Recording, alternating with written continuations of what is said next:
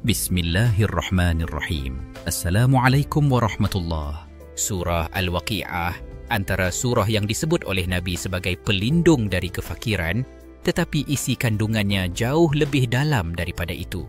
Hari ini saya nak ajak anda semua hayati 5 ayat paling menyentuh hati dalam surah Al-Waqi'ah, bukan sekadar dibaca tapi difahami dan diamalkan. 1. Ayat 1. Kiamat itu pasti berlaku. Idza waqa'atil waqi'ah. Apabila berlaku hari kiamat, Allah tak kata jika, tapi apabila. Maksudnya kiamat itu satu kepastian. Bila baca ayat ni, hati rasa bergetar. Aku dah cukup bersedia ke? 2 ayat 3. Tiada siapa boleh dustakan lagi. Khafidatun rafi'ah. Ia merendahkan satu golongan dan meninggikan satu golongan. Hari kiamat akan merendahkan mereka yang tinggi darjat dunia dan mengangkat mereka yang dihina kerana agama. Siapa kita sebenarnya? Ayat ni buat kita rasa takut. Kedudukan dunia tiada jaminan akhirat.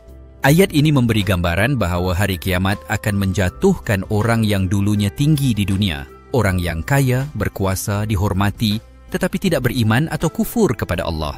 Bayangkan seseorang yang selama hidup dipandang mulia, duduk di kerusi empuk, ditatang masyarakat, dipuji media, tetapi di akhirat dia dilayan seperti hina dina, dilempar ke dalam neraka, direndahkan sehina-hinanya.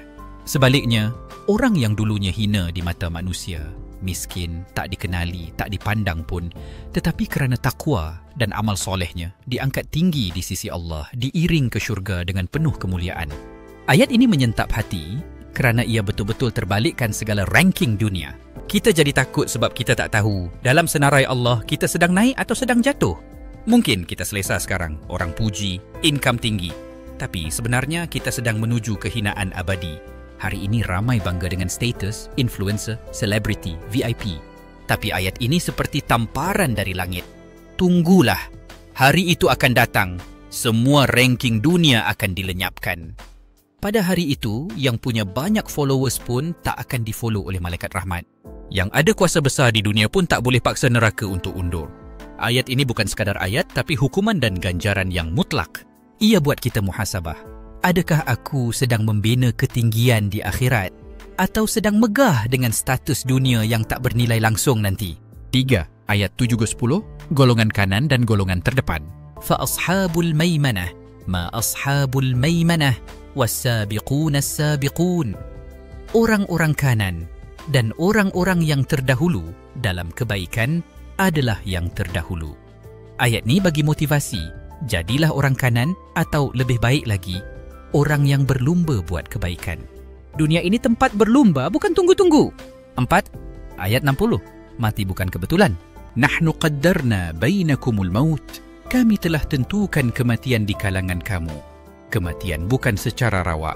Allah tentukan bila, di mana dan bagaimana. Jadi, jangan lalai.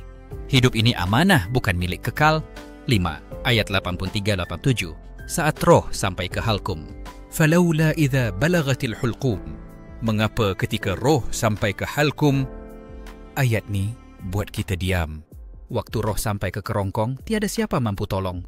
Harta, kuasa, keluarga, semua tak berguna.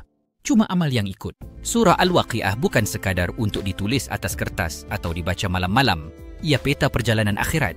Kalau kita hayati, kita akan mula berubah perlahan-lahan. Kalau rasa video ini menyentuh hati, tekan like, komen, saya mahu jadi golongan kanan dan kongsikan video ini kepada keluarga. Moga Allah tempatkan kita dalam golongan kanan atau lebih baik golongan yang terdepan. Amin.